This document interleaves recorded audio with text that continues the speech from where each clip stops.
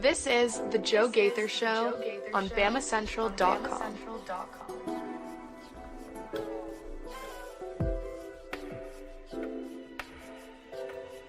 Good afternoon, Tuscaloosa, Internet world, West Alabama. How we doing today on this Friday? It's a football Friday. You guys are checking us out, the Joe Gaither Show on BamaCentral, BamaCentral.com. Watching us on the BamaCentral YouTube channel or on my own social media machines at Joe Gaither6. And it is a huge, huge, huge week. You could also be listening to us on your favorite podcast platforms, Spotify, Apple Podcasts, or on Amazon, the Joe Gaither Show on BamaCentral. We are here for a very special Football Friday. We are going to talk about the third Saturday in October. We're going to bring on some of our friends. We're going to find Hunter DeCiver of BamaCentral.com. We're going to reach across enemy lines and find Caleb Sisk from Tennessee Volunteers on SI. We'll grill him, put him under the microscope, and find out what Tennessee is going to bring to this game. And hopefully we'll find Katie Wyndham at some point as she is wrapping up some of her appointments for the morning and should be joining us shortly. Well, before we do jump into Football Friday, we need to tell you about our friends at Purple Turtle Roofing. Purple Turtle Roofing is the most reliable residential roof replacement company in Alabama and Mississippi. Whether it's addressing leaks, storm damage, or general wear and tear, Purple Turtle Roofing is going to be there to deliver exceptional roof repair for your property. Purple Turtle Roofing is the leading expert in local residential roofing solutions, specializing in providing unparalleled service and quality craftsmanship for all your roof replacement needs. Call Dustin Foley and his team today at 877-PT-ROOF-5 for your free inspection. That's 877-787-6635 to schedule your appointment, and one of their qualified employees will come check out your roof for free. And make sure you're prepared for all of life's storms. You can check them out online at roofturtle.com. So let's get that out of the way and let's do it. Let's have a little fun on Football Friday. First off, Hunter DeCiver, how we doing, sir? I'm doing good. I'm excited for Football Friday. Absolutely. You can find Hunter DeCiver on the Twitter machine at Hunter DeCiver. That's DESIVER. And we're also it's also our pleasure to be joined by Caleb Sisk. He is a staff writer for Tennessee Volunteers on SI. It looks like he's writing a lot of recruiting for the Volunteers, so we'll get into that a little bit with him as well. You can follow him on the Twitter machine at CalebSisk_. Caleb, thank you so much for joining us today. Thank you for your time. Absolutely. Thank you so much for having me. Absolutely. Well, let's just start with you, Caleb, because you are the guest. What's going on in Tennessee? How's the week been? And really, what's the pulse in Knoxville with the third Saturday in October upon us? Yeah, I mean, it's just fuel to the fire. This team has been looking to improve, especially after a underwhelming performance with the Florida Gators as they defeated Florida in overtime. Many anticipated that Tennessee would defeat the Florida Gators, in regulation by much more. So the fact that they only, went in there and they defeated the Florida Gators 23-17, that's just fuel to the fire. This staff has definitely been pushing the narrative that, hey, this game's much more bigger than that. You got to look at it as your 0-0 moving forward. And that's how Tennessee has to look with already having one loss on the season. This team is pushing a playoff spot, especially if they win this game. So it's just fuel to the fire, and being in front of 101,000 fans, I mean, you can't ask for much more pressure, and they're definitely going to come ready to play. Well, over the last couple of weeks, Caleb, Alabama and Tennessee have looked really, really similar, both losing on the road to inferior opponents. Vanderbilt for Alabama, Arkansas for Tennessee last week. Struggle wins at home, South Carolina for Alabama, Florida, as you just mentioned, for Tennessee. A lot of the focus for at least the Tennessee side, I mean, we've got the Alabama side down pat. We've talked about Jalen Milroe and the defense at nauseum. Why don't you tell us kind of what's been going on with Tennessee as far as why they've been struggling? I know that Nico Iamaleava is under fire, kind of not being able to get the ball down the field, pass protection. Just kind of what, in your opinion, has been some of the issues for Tennessee over the last couple of weeks? It's easy, especially for fans that you see all over social media. It's easy for them to try to say, hey, this is a play calling issue. But that's not the case. You can make that case when they played Oklahoma. You can make that case when they played Arkansas. But eventually you have to turn your focus when the non-success from anything continues, you have to turn the focus to something else, especially once it continues 3 weeks. You're talking even a bye week in between the Arkansas and Oklahoma games. So you're talking about weeks of unsuccessful um, things, and that definitely plays a factor. So I do, in my own personal opinion, I do see struggles from Nico Iamaleava at quarterback. I think that you can definitely tell that he's a redshirt freshman back there. He makes those mistakes that even you wasn't seeing Joe Milton last year making for Tennessee. The offensive line has struggled a little bit, especially since being banged up in Oklahoma. You can make the case that they're not 100%, but I don't buy into that because I feel like we're at that point in the season where no one's 100%. You got people who's banged up on both sides. So, yeah, definitely Iamaleava's got to play a little bit better. He's got to make better decisions, have confidence in himself, and be able to get the ball to wide receivers. If he can't do that, it could get ugly very quickly. But the staff definitely has a lot of confidence in him. Well, he's got a lot of talent, and I mean, he's a real. He's got all the tools that seem to have given Alabama trouble over the years under Nick Saban. Now, obviously, it's a different defense, but we're seeing a lot of similar cracks with quarterback run and dynamic quarterbacks really getting after Alabama this season. He's got that as well. Let me ask you. You mentioned about injuries, and then you mentioned about health-wise, and nobody healthy, and you're absolutely right on that. For Tennessee, Keenan Pili, this is the first week. Correct me if I'm wrong. This is the first week that he is he tore his ACL this past week against Florida. Yeah. Correct. Just what kind of a loss is that going to leave for Tennessee? How big is that hole going to be? How can they fill that hole on Saturday? Yeah, I mean, it's a loss on and off the field, if that makes sense, Joe. When you think of Keenan Pili, he was nicknamed Unk by this team because he plays that role. He's the leader for this team. He the oldest player on the defense.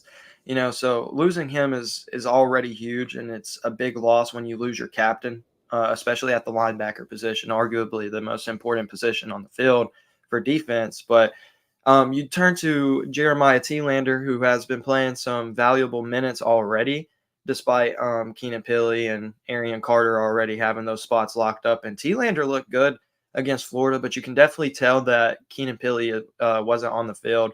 But him going down in the first quarter did give Tennessee a lot of time to work with Telander to move guys in like Caleb Perry and people like Jalen Smith. So Tennessee's definitely working some things out, but the depth takes a huge hit because the guys that you were planning on using in minutes where maybe Pili or Arian Carter was gassed, now they're turned into bigger roles or they're turned into a starter spot. So that's definitely something to watch. So yeah, I mean, you couldn't have asked for like a more devastating injury with Pili going down. So yeah, I mean, that's huge. That's definitely something you have to watch for. Well, with Alabama trying to get its offense really finding consistency, Alabama's offense has been able to get big plays all year, but really needs to find consistency. I'm wondering that if that injury will play into the Crimson Tide's favor and really help them kind of find a groove on Saturday. It most definitely will. That's something that Alabama is going to be able to attack, I believe, because of the – I'm not going to say inexperience because Telander has gotten some reps even since last year. But, he's not Keenan Pili. He's not a guy that's been there for 6 or 7 years. He's not a guy who's going to, be the captain of a defense right now. So that's definitely something that Alabama can attack. And, watching Alabama, they're going to try to run the ball with Jalen Milroe, typically guys like the spy linebacker. So that's definitely something to watch.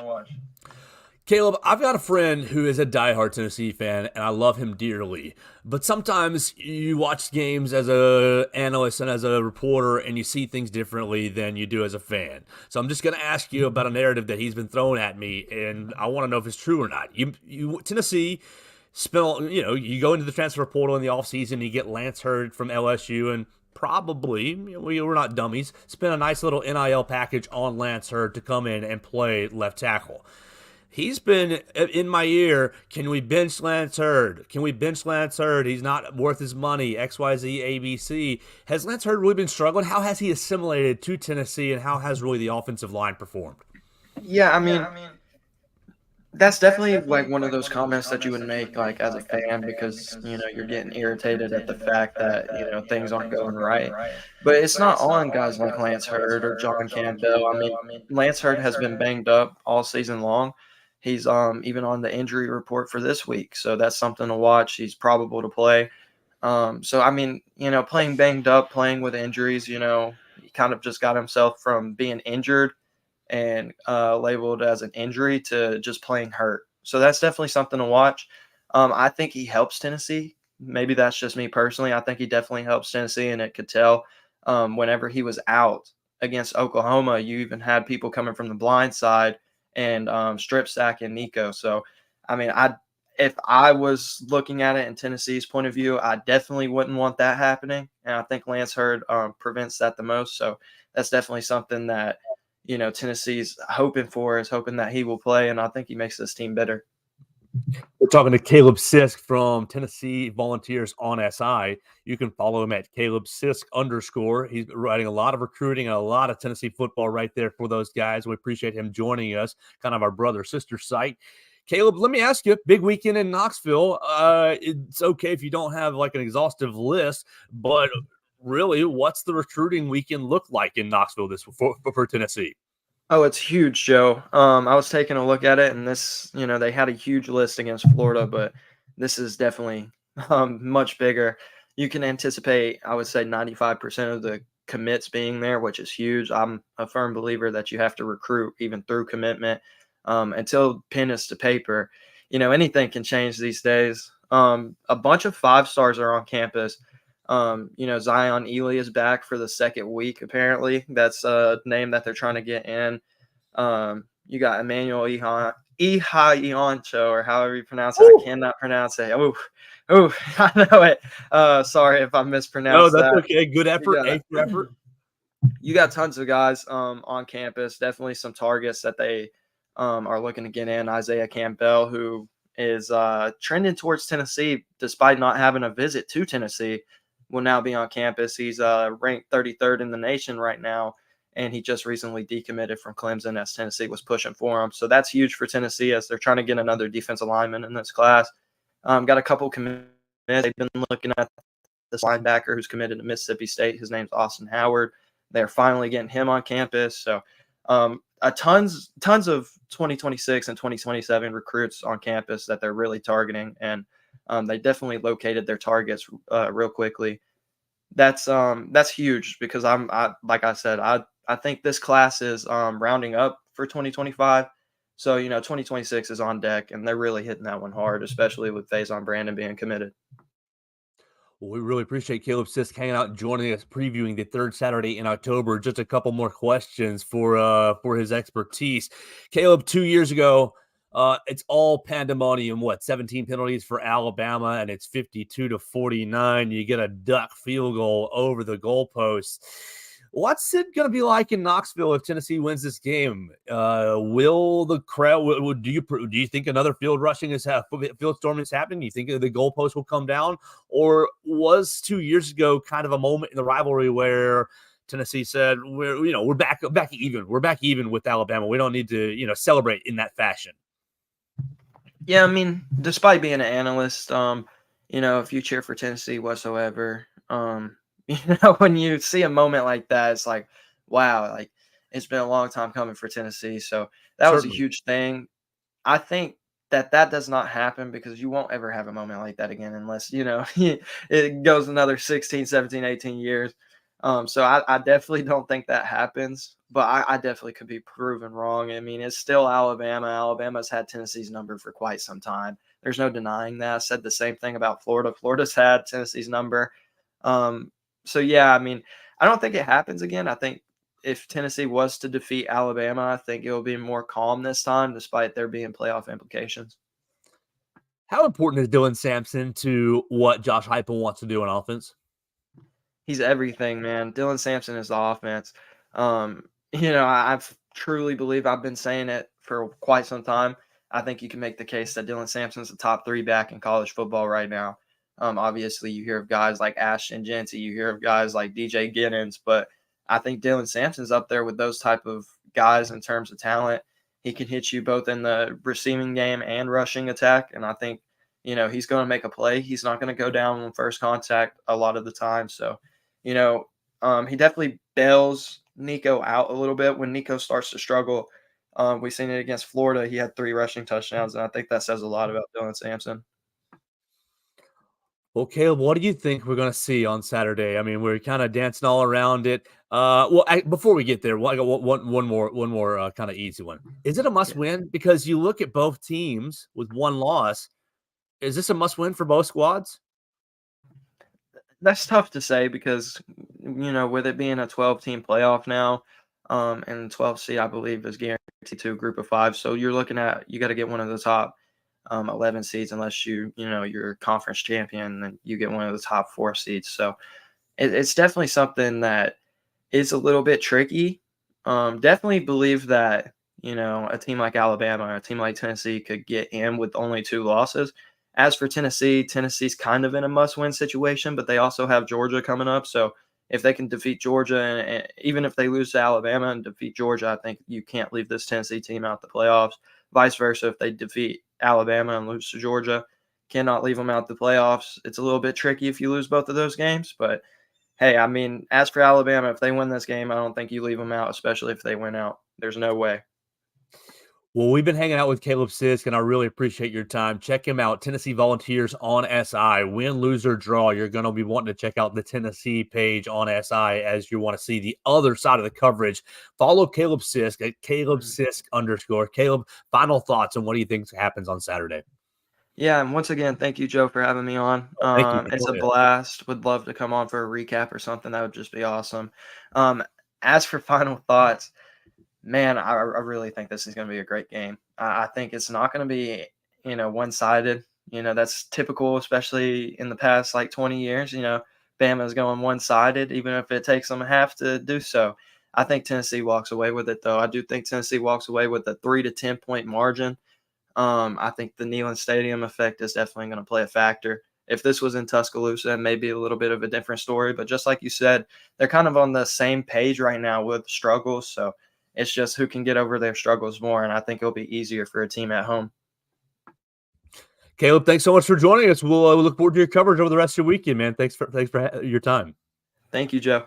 Absolutely. That's Caleb Sisk joining us, and we definitely appreciate getting the other side perspective. We haven't done that enough this season. Last season we did a pretty good job getting an opposing reporter at least once a week to join us, and Caleb really becomes the first. So bad job on Joe, the host. Great job on Caleb, the guest, for joining us. We appreciate his time joining us. Hunter, thank you for being patient, hanging out, and joining us. What was your biggest takeaway from kind of that Tennessee perspective that Caleb gave us?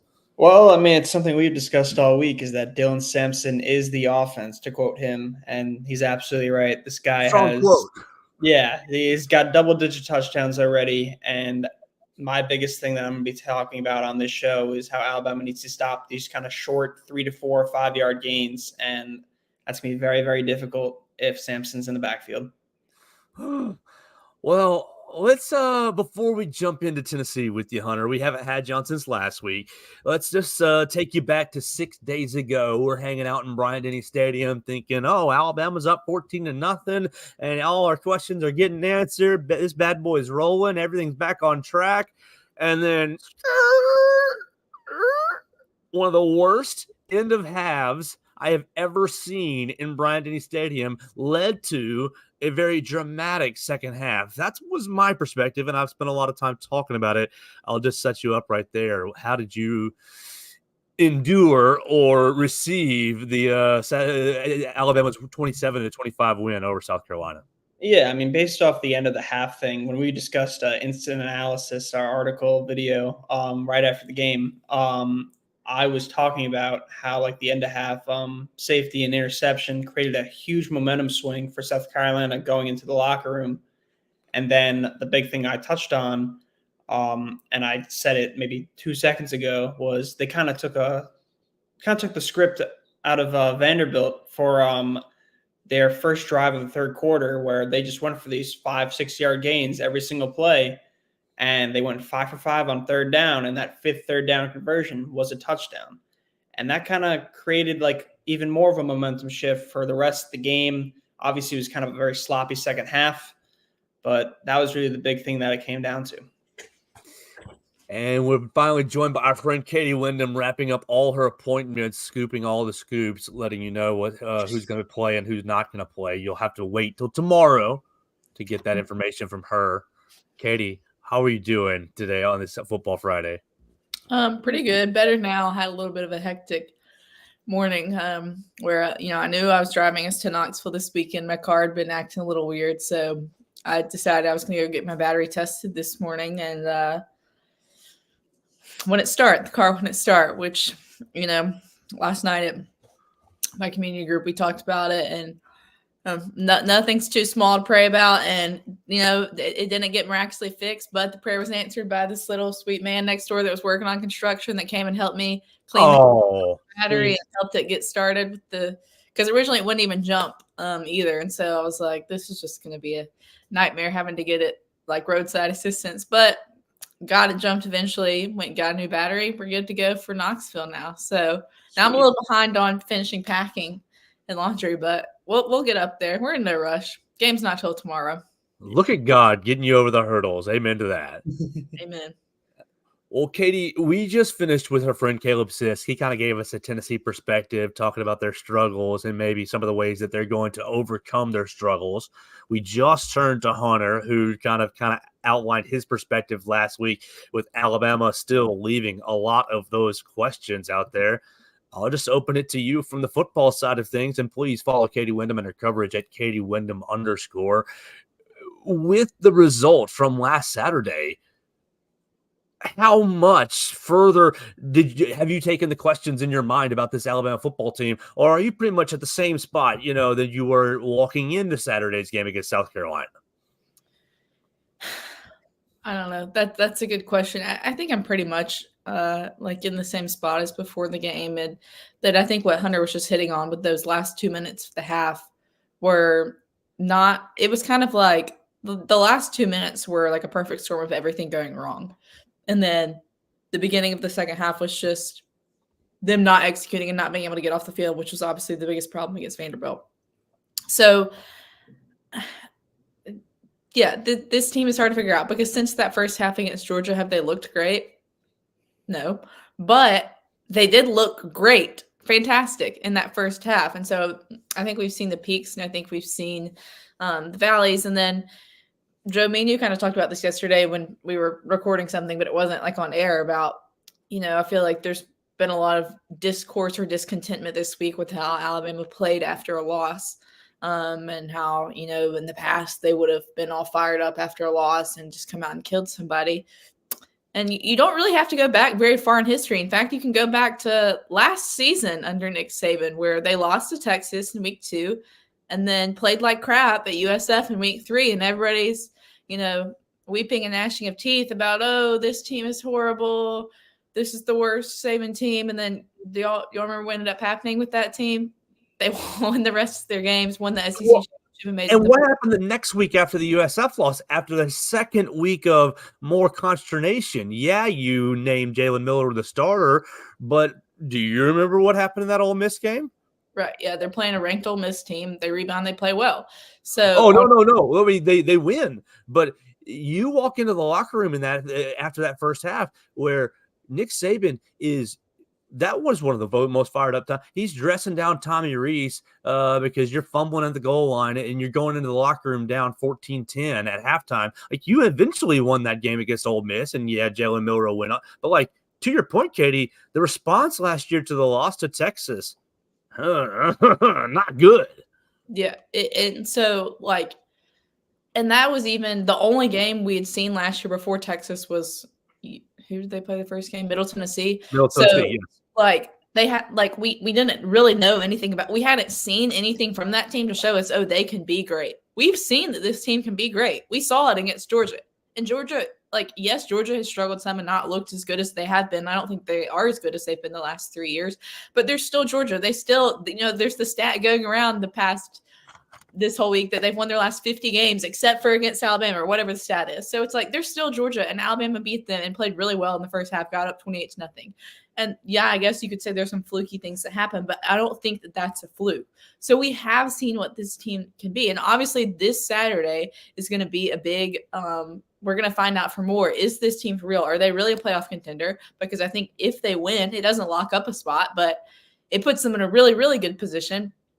And if they lose, it puts them in a really tough position. So, yeah, I think that, of course, there were still some questions and concerns after last Saturday against South Carolina. If you're an Alabama fan, you would have hoped they would have played better. You would have hoped they would have come out and just dominated. But I also think it's a product, too, of college football and the SEC are better, maybe top to bottom, than they've been in the last couple of years, where Vanderbilt, if they don't, blow it late against Missouri or especially losing that game at Georgia State, they'd definitely be in the top 25 right now. And the South Carolina, as you talked about all last week and wrote about, and we saw on Saturday, has a really, really talented defensive line. And so it's not like Vandy and South Carolina are the pushovers they may have been in past seasons. And so, yeah, Alabama has not been playing at its highest level, but you don't have to every week to win. And I think this week they're going to have to play at a pretty high level to win on the road in Knoxville. But that's what we'll see and find out.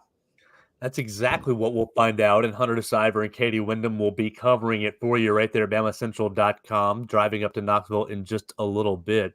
Hunter, I want to circle back to a question I asked Caleb.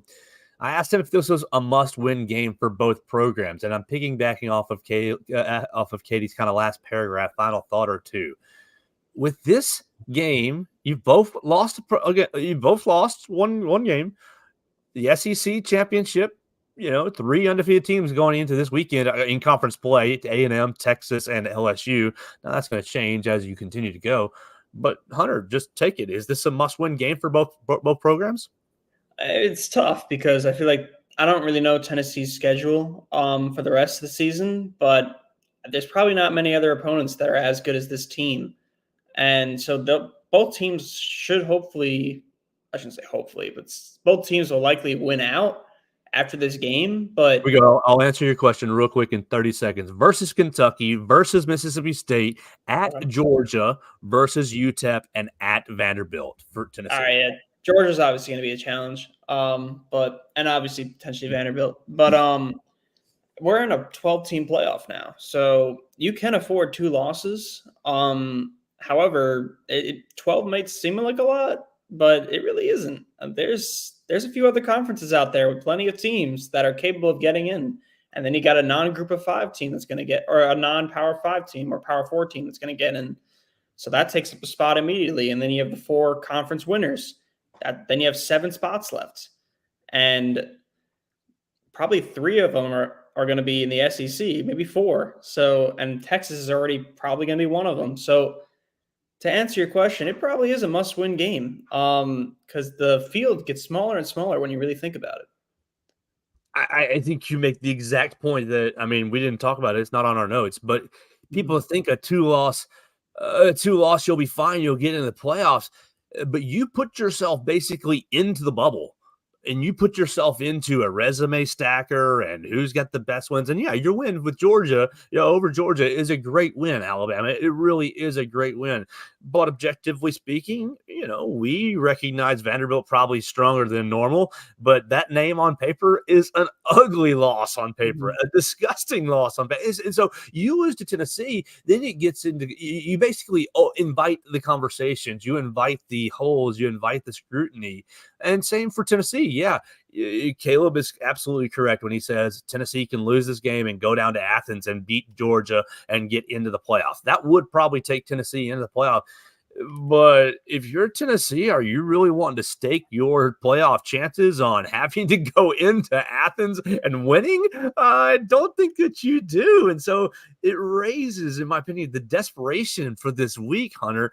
And with that being raised, how do you think Alabama will answer? Do you think that you'll find the physicality that you've been missing over the last 10 quarters? There's definitely a fire that fans are questioning and intensity in Alabama in general. And if there's a game where it needs to be lit, it has to be this one. It's as simple as that. But they're on the road. It's it's a totally different animal. Like, it's a really hard question to answer because they're on the road. If they were home for Tennessee, then I'd say absolutely. Like, I think they could get fired up for this, but it'll be tough in Knoxville. Katie, I want to take you piggybacking off that in two different directions. You were in Bryant-Denny Stadium last year when Alabama was down at halftime. You were in Bryant-Denny Stadium when Alabama hits the touchdown pass for Isaiah Bond and basically starts the rally in the second half. How much was the momentum? How much was the crowd at play during that game? And secondly, off of what Hunter just said, wanting to see intensity, wanting to see fire, I want to take you to Thursday night's Hey Coach and ask your opinion about a little bit of the snark that some of the fan base was, it wasn't overt. It wasn't overt disrespect to Coach DeBoer. It wasn't any of that, but there was just a little bit of displeasure laced in some of these questions to Coach DeBoer. So first, how much did the crowd really get a play last year in this matchup, kind of projecting how it might get in play tomorrow? And second, what was your thoughts on the Alabama fan base kind of subtly weaving some displeasure into their questions? Yeah, I think last year, it was huge because Alabama didn't play super well in the first half. Did they get down 20-7 to Tennessee? I think it was. It was big because I was having some Tennessee fans text me like, "We got you," and then ended up winning 34-20. I think. Yeah.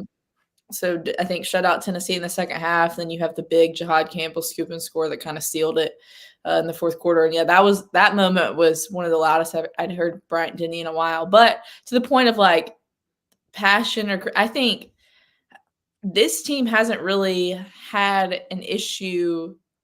I think this team is super passionate. I think Kalen DeBoer is super passionate. He maybe just doesn't display it in ways that people are used to or maybe want to see. But I think we saw which this whole moment kind of got brushed over or forgotten about because of everything else that happened in that game before and after. But I mean, at the end of the first half of the Georgia game, we saw a little bit of it wasn't even like a little scuffle. It was pretty big. Like both sidelines going at it. Alabama gets unsportsmanlike. I think because of the passion those guys are playing with. We all obviously all saw, and a lot was made about Malachi Moore at the end of Vanderbilt. I think there's guys that are passionate on this team, and then they've kind of talked about, and Kalen's talked about too, that they like playing on the road and, getting the energy from the opposing fans and the us against you mentality and blah, blah, blah. And this really, as crazy as it is, Game 7 is kind of really their first real road test because, yes, they played at Wisconsin, but that stadium's not as big or as loud as most SEC schools. And, there was a lot of Alabama fans in Wisconsin, and also their quarterback went down early. They kind of never had a shot after that. The crowd wasn't super into it. Obviously, Vanderbilt, they lost that game, but that's never going to be a tough environment to play in. So this is your first time playing in that. And I think a lot of times players, college kids feed off that. They like to draw, to the opposing teams, the opposing fan base. They like to shut up the crowd. They like to empty the stadium. There was no talk of that this week. No quotes about emptying the stadium. But so I think the passion will be there. And I think you won't obviously have a whole stadium getting behind you to give you that momentum, but I think you can also work against the crowd. And then kind of to your second question about some of the discontentment or maybe rumblings with Coach DeBoer among the fan base. In a way, I get it, but it's just coming from such an entitled and out-of-touch place of what they've gotten used to under Saban. And even realistically, well, first of all, if coming into the year, if you told 99% of Alabama fans you're 5-1 at 6 games, they would have taken that. Now they probably would have thought the loss was to Georgia, but I think if you tell them you're 5-1 with a win over Georgia, even if you told them that, the people are going to be stoked. Like, I'm sure they're wondering if it's not Georgia, probably none of the other first 6 games are going to thrill people that Alabama lost, but you're thrilled to be 5-1. You're coming off a coaching transition at the best coach in college football.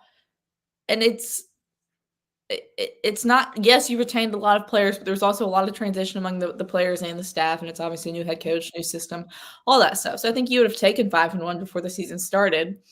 And then also, it's just not realistic to expect them to be perfect. And kind of what we talked about last year or earlier about the example of last year. Joe, me and you were talking about this yesterday too. Really, I joined the beat full time in 2021, so that would have been Bryce's Heisman year, when Alabama, I guess, lost to or beat Georgia in the SEC championship, but then lost to them Indy. Is that year, or was that 2022? Yes, that was that year. Yeah, 2022 they lost twice in the regular season. Okay, yeah, correct. So really, since I've been on the beat, Alabama's played in a lot of close games. They've not blown out a ton of teams, especially in good games, not like the first part of the Saban era. And I think that just goes along with all of the changes of college football, with NIL and the transfer portal, making things more even, with it maybe creating, different attitudes or maybe senses of entitlement for some of the players. That, like, you had Bryce Young win the Heisman in 2021 and do some incredible things from a pure talent standpoint, and Alabama would still be in games down to the wire. It was like that in 2022. They lost, and everybody talked about they lost that Tennessee and LSU game by a combined 4 points, I think. But it was another example of a close game where they either had to come back or couldn't hold on to a lead late. And so Alabama playing in close games is not just a new thing because it's DeBoer. Like, yes, Saban blew out a lot of teams, especially at the beginning of his tenure, but really the last couple of years, things have evened out more. And so, yeah, of course, I think as an Alabama fan, especially if you support the team in person, you donate to NIL, you donate to Tide Pride, whatever, you're putting your money where your mouth is. And I'm not saying you have to have money to be a fan or that you have to give to be a fan. That's not what I'm saying. But I'm saying if you're going to openly criticize this much, I would say you probably need to put your money where your mouth is a little bit. If, like, you're not pleased with what's on the field, then I don't know. I'm not, which I also don't love the whole concept of athletic departments asking fans, the average, like, lower middle class fan, to, like, fund the team. But I don't know. I just think fans need to, like, step back a little bit. And yes, it's okay to be disappointed and frustrated in the way they've played the last 2 weeks. And the loss of Vanderbilt is obviously going to be a shock to the system. Hasn't happened in 4 decades. And and even though Vanderbilt's better than they have been and potentially a ranked team, Alabama still is a better team and should not have lost that game. All of that is true.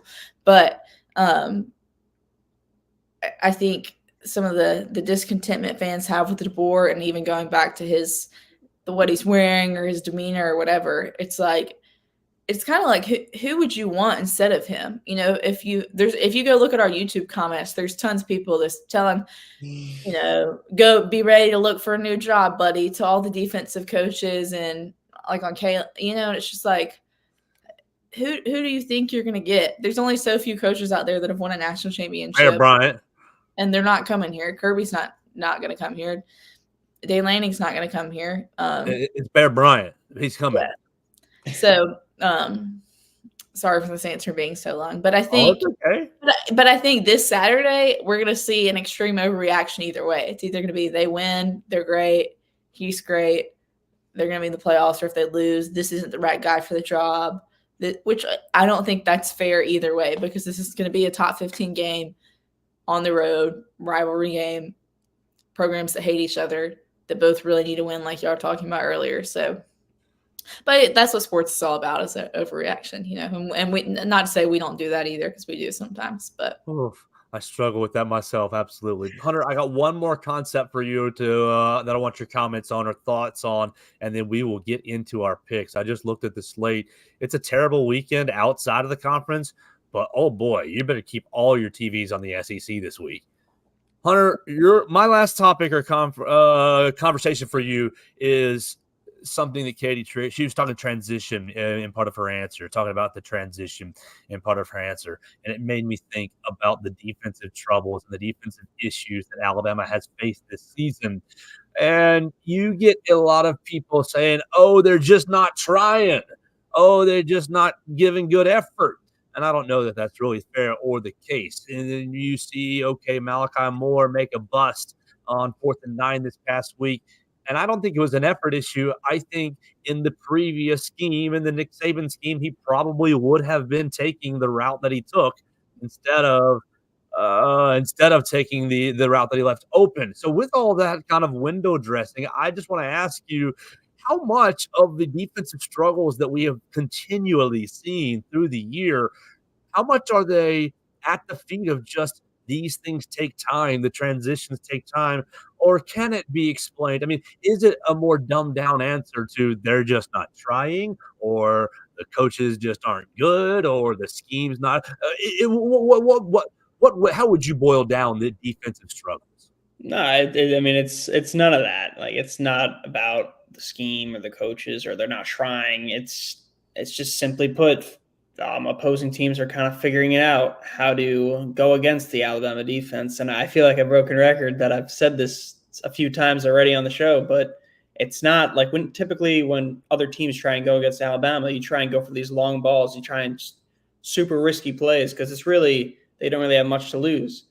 But now, from what I've seen the past couple games, is they try a new strategy or they go for a little just short and sweet plays, and they turn into a large difference in time of possession. I think against Vanderbilt, they allowed like 40 minutes time of possession, which is one of the worst in Alabama football history, at least near the Saban era, somewhere in that area. But that really was the main thing. And then, as I said before, South Carolina, second half, they did that most of the time. In the first half, South Carolina really didn't do much on third down. And that was really the case for most of the second half, is that they were able to get these short gains and continue it and keep that time possession. I know Alabama was winning the time possession battle pretty easily in the first half, but now I don't remember the exact number, but I know South Carolina won it by a few minutes in the second. So it really comes down to that. And But like, if teams are figuring out their defense, wouldn't that be a scheme issue? I mean, I guess, yeah, but they're going quick. That's the thing with it. Like, they're not going long. They're just going for these short plays. They're not necessarily big at all. Like, I guess it is kind of a scheme issue, but Yeah, is this something that Alabama can adjust to? I mean, yeah, they could adjust to it slightly, but it's tough to, like, all right, you want like gains to be only like 2 to 3 yards when you're on defense, but just one more yard has really kind of killed them a little bit. We'll have to see how Alabama does on Saturday defensively, particularly with the Tennessee running game that is 7th in the nation. I think that's going to be kind of the crux of the game. Let's pick these games, and we'll save the Alabama-Tennessee game for last, and we'll get kind of final thoughts for each of you if you have some keys or some final kind of perspectives on the game. We can get into them right there before our pick. We're going to go. We're starting in the SEC. I think the only ranked game that I have outside of the SEC is Michigan and Illinois, and I'm pretty sure that's in the middle of the day. So we'll save that for in the middle of the picks. Auburn is at Missouri, and this is going to be a big game for Alabama to pay attention to because both these teams are on the schedule. Missouri really struggled at A&M, losing, then and beat Massachusetts. Wow, good job. So Missouri has one good win over Vanderbilt. Missouri's a 4-point favorite, Katie Wyndham, over the Auburn Tigers. Auburn was off last week. Will Hugh Freeze go in there and get their first SEC win? I've been listening to a couple people or podcasts or radio shows, and they say, Hugh Freeze is going to get one of these eventually. And I think they will, but I can't pick Auburn until they prove me wrong or right. So I'm going to pick Missouri. Hunter? Yeah, I'm going to go with Missouri as well here. Coaches will never say they're looking towards not like this upcoming opponent, but the one immediately after. Obviously, that being Alabama. If Auburn beats Mizzou, then Mizzou's going to get smacked by Alabama most likely. So, I mean, that's pretty likely. I'm not going to say it's a guarantee, of course, but for that reason, I think Mizzou's kind of really going to bring it this week and then really focus on Alabama. I think Missouri has maybe the hunger. I think they see a really winnable game. Missouri, I don't want to say Eli Drinkwitz is mentally fragile because I don't know him that well, but it seems like when they see a team that they think they can beat, they get up and play well for it. 11:45, South Carolina is at Oklahoma. We just saw South Carolina here in Tuscaloosa. We've got to go to Oklahoma here next month. South Carolina is a 1-point road favorite, Hunter. Are you taking the Gamecocks to win on the road? That's really something. I didn't know they were the favorite. I mean, Oklahoma, they really just got destroyed by Quinn Ewers in Texas last week. I don't really know if they could recover against a team that only lost by 2 to Alabama. So for that reason, I think I'm going to go with South Carolina here.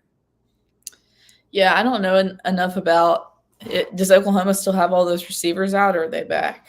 I don't know enough about that, and y'all might not either. But I don't know. I feel like Oklahoma's in a little bit of a tailspin. South Carolina hasn't looked horrible, but then because it's in Norman, I feel like Oklahoma, they need this. Oklahoma still has, oh my gosh, 1, 2, 3, 4 of these wide receivers: Jaden Gibson, Jaleel Farouk, Nick Anderson, and Andrell Anthony listed as out on last night's injury report. All right, I'll go with South Carolina then. There we go. And wide receiver Deion Burks, who I do know is their star, he's listed as questionable. So Okay. I think you might be right there, Katie. I think it's still going to be some tough times in Norman. So that's three of us, all three of us on the South Carolina train. At 3:15, Texas A&M. Do we even need to cover Texas A&M, Mississippi State? Are we all taking the Aggies? Yes. Yeah. Because State's the worst team in the conference. Katie, you going bold? You want to take the Bulldogs? No, I'm not going to, but I heard on the radio yesterday, apparently A&M never plays well at Mississippi State, so it could be closer than. Woo. It's an 18-point spread. So with that in mind, you may want to take the Bulldogs plus 18. All right, so the only other game that is not in the SEC that's a ranked matchup is still pretty ugly. Number 24, Michigan, is at number 22, Illinois. Michigan is a 3.5-point favorite. I don't watch Big Ten football that much. Hunter DeCiver, you are the northernmost member of the show. Tell us about Michigan and Illinois. Yeah, I can't really touch on Illinois much. Obviously, Michigan won the national championship last year, but all their players went to the NFL. They did? Yeah. All their players went to the NFL, and it seems like they're just kind of lost at the moment. I mean, as did their head coach. He did? You bet. And so I really don't know what to make of Michigan because they just like Oklahoma, they got crushed by Texas, and obviously Illinois is not as good as Texas. But I'm just not confident in Michigan at all. Illinois, on the other hand, we know has not really been ranked in football for a while, at least from what I remember. So Illinois is the home team here. I think they could pull it off. Okay, isn't that's Brett Bielema, right? It is. Yep. Oh, give me the Illini, Katie. You want to stand with me? Yeah, I'm going to go with Illinois as well. All right, we'll take it, and we'll see. Big win for Brett Bielema over the defending champs. Exactly. All right, 6 o'clock, big game. Number 8, LSU is at Arkansas. LSU pulling it out last week against Ole Miss. LSU is a 2.5-point road favorite. Golly, I cannot get myself to respect Arkansas despite the results that happen each and every week on paper. Katie, will Arkansas get another SEC upset here? I think so. I'm going to go with Arkansas at home. I feel like LSU could be in a little bit of a letdown after their big win last week. I feel like sometimes these Arkansas LSU games get a little crazy, get a little wonky. So I'm going to go with Arkansas. Yeah, I mean, I'm going to go with LSU here. I think that win against Ole Miss kind of lit a fire for this upcoming week, and I think they win pretty handily, honestly. See, the first week that I actually pick Arkansas will be the week that they lose. Oh, so let me just go ahead and do it. Woo pig suey. Let's take Arkansas to win at home. We're skipping Vanderbilt at Ball State or Ball State at Vanderbilt because everybody's taking Vanderbilt, the mighty Commodores, right? 27-point favorites. At 6:30, number 5 Georgia is at number 1 Texas. Obviously, the big game of the day, and hopefully you guys are done with your time in Neyland Stadium. Hunter DeCiver, the Texas Longhorns are a 4.5-point favorite. It's Georgia's second big road game. What will Georgia have learned from their time in Bryant-Denny Stadium? Yeah, I mean, this is a real big game for Georgia. I mean, because they got a crazy schedule as it is, and they already have a loss on there. So losing to Texas would be like really detrimental to their success. And then they got to play Ole Miss, I believe, in a couple weeks too. I think they'll win that game, but still, I think that'd be close. But I think just Texas is a little too overpowered at the moment, especially since they're home. And I'm going to go with the Longhorns here, simply put. Just another reason. Mississippi State put 31 points on them, on Georgia. So there you go. Okay. Go ahead. Yeah, I feel like Texas is their big moment in the SEC. This is their first big game where as an SEC member, where the spotlight's going to be on them. This is why they wanted to play in the league, to be able to host these type of games. But I think I'm going to go with Georgia. I think this is kind of a must, not like we talked about, is this game a must win for Alabama and Tennessee? It's not a must win for Georgia because, like y'all said, they do still have some other big games on their schedule with Tennessee and Ole Miss where they can get some quality wins. But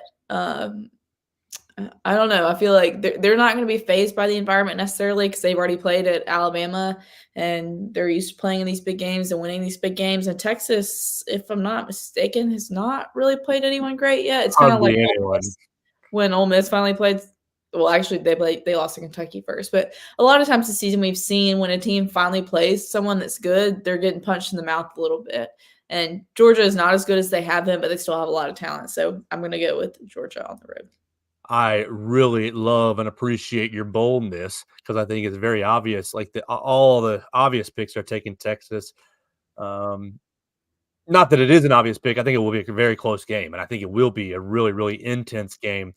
One I'm really looking forward to. But y'all know I have a secret Texas affinity, so I'm taking Texas to definitely come out on top and keep going undefeated in the conference. I think it's going to be a great game. I'm looking forward to seeing what Steve Sarkisian can do with Kirby Smart. We got one more game left to go in the SEC before we pick our game. It's Kentucky at Florida. I cannot believe we're picking this game. And what a horrible game to watch. Don't watch this game. Keep your TVs on ABC. Hunter Decipher, Kentucky is a 1.5 point favorite in the Swamp. Are you going to take a home underdog? Do it. I think I'm going to take Kentucky here. I mean, did they beat or did they lose to South Carolina? Right? Kentucky lost to South Carolina. Yeah, for that reason, and it was relatively close from what I remember. No, they got blown out. No, they got beat. It took them. They beat the brakes off of them. All right, you know what? Never mind. We're gonna go with the Gators here. They played Georgia close. Yeah, that's why. Okay, that's what I was thinking. They beat Ole Miss on the road, but they got blown out by South Carolina. And then after they beat Ole Miss, they lose last week to who did they lose? Vandy. Yeah. So so I feel like they're kind of. But losing to Vandy, no shame in that, you know. No. Only elite teams lose to Vandy. I don't know because both these teams are sitting here at 3-3. So like I can see either team like just folding in on themselves and not want because like it looked like last week for a minute that Billy Napier was going to get this big win, maybe save his job, move to 4-2, and actually be in like a good spot. And then you don't go for 2 at the end, and then you end up losing in overtime. And so like I just don't know how much fight either team kind of has left in them, and because of that, I'm gonna have to go with the home team and go with Florida. I'm taking Florida as well. The fighting DJ Lagways, I think that he is gifted enough to overcome bad coaching, and so I think that they will win and really put the spotlight on Coach Stoops. All right, let's finish this bad boy up. I really, really, really appreciate Hunter Decipher and Katie Wyndham for joining us on Football Friday. You already follow them. If you don't, go follow them now at Hunter Decipher on Twitter and at Katie Wyndham _ on the Twitter machine. They will be in Knoxville this weekend for number 7 Alabama against number 11 Tennessee, 2:30 on ABC. Katie Wyndham, the Crimson Tide are right now a 3-point favorite. What are your final thoughts? Maybe a key to the game. What are you going to be looking for in Neyland Stadium, and what's your pick? I think that what I'm going to be watching for kind of a key. Well, I think this is like always. This isn't what I was originally going to say, but always a key for me and any coach pretty much is who wins the turnover battle, especially because this defense has struggled to get off the field. If they're able to get turnovers, it takes the other team off the field without them having to like get a traditional stop. And so can Alabama get some turnovers on the road?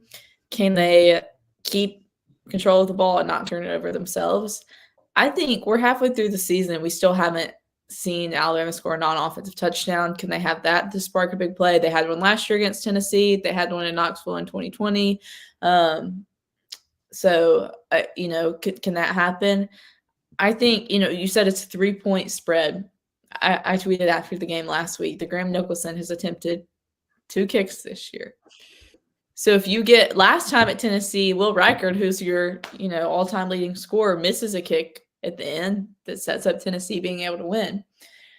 I think if you're Alabama and it comes down to a kick this week, you might be in a little bit of trouble because you haven't even faced like regular kicks, much less that high intensity, high pressure of a scenario. So I guess that's kind of a key too. Will Graham Nicholson be able to make his kicks?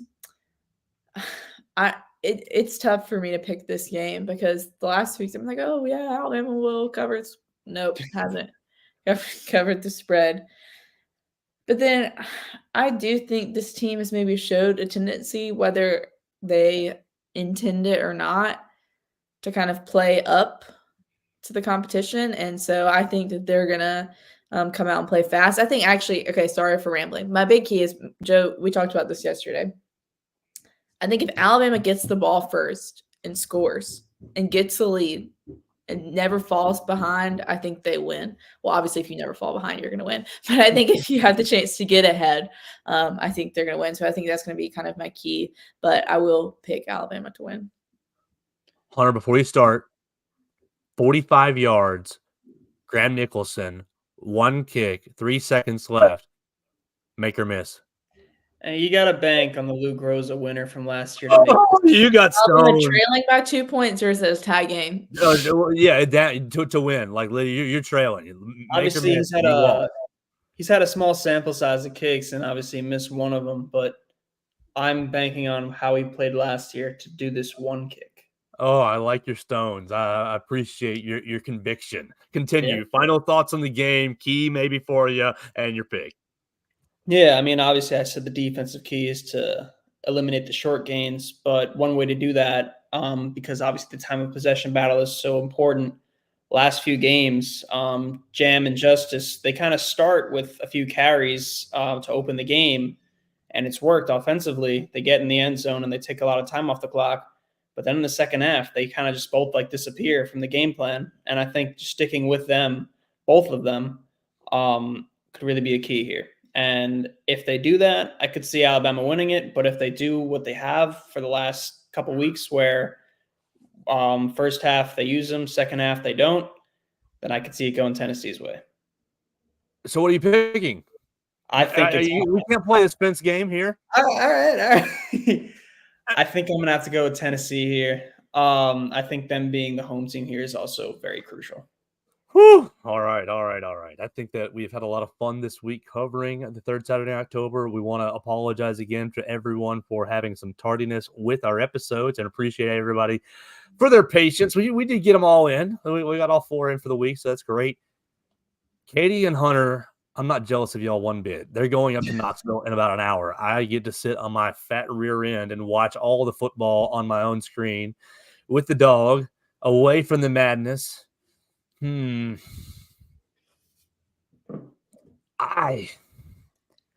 can't pick Tennessee. I just cannot do it. I don't have a single cell in my body that will allow me to do that. I think it's going to be very close. Full disclosure, on an earlier radio show and this week I did pick Tennessee, but now that we're this much closer to the kickoff, I think Alabama will win. I think Kendrick Law's availability will unlock the offense in ways that we didn't really realize it with his absence. Obviously, when he was there, the offense was rolling, and now that he's been out, the offense has been kind of junked up a little bit. I think that his return will kind of re-spark the running game, Hunter, to your point, Jam and Justice. I think that they will get going because of what Kendrick will be able to do, keeping the defensive coordinator kind of in limbo, wondering if Alabama's running or passing. I think his usage kind of masks what Alabama wants to do from a pre-snap kind of determination, and that makes everything really hard to guess. Defensively, goodness gracious, will the 6 guys up front win? Will it be Tim Smith, Tim Keenan, will Jamarian Latham, Deontay Lawson, Jihad Campbell, and Quay Russo? Will they win? If they win, if they're winning consistently above average, then Alabama will win. You can pressure Nico Iamaleava and get a turnover or 2. I think Alabama ends up winning, and everybody on the Alabama side smokes cigars. Hunter, don't smoke a cigar. It's bad for you. It's bad for you. And Katie won't like it in her car anyways. But I think all the Alabama fans will be smoking cigars at the end of the night at 30, at 31.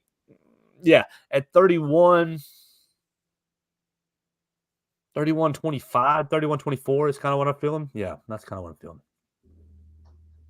Oh, I thought you were waving. Okay, no. That's going to do it for our show today. We appreciate everybody joining us on Facebook, Twitter, and YouTube, joining us on the Bama Central YouTube channel. Please subscribe to the Bama Central YouTube channel. Everybody will be up in Knoxville getting you video from inside the bowels of Neyland Stadium after the game, and any kind of extra content from the weekend they'll put up at the Bama Central YouTube channel. Follow Katie Wyndham again at Katie Wyndham _ Hunter DeCiver at Hunter DeCiver, and follow all of our coverage at Alabama Crimson Tide on SI. It's going to be a great weekend. We hope you all enjoy your third Saturday in October. Win, lose, or draw, we'll talk to you on Monday reacting to the game. Oh, I'll have Mason on Monday. That'll be a lot of fun. That'll be my first time having Mason as a full-time teammate, so we're really looking forward to that, and we will react to the Alabama-Tennessee game right here on the Joe Gaither Show on BamaCentral and BamaCentral.com.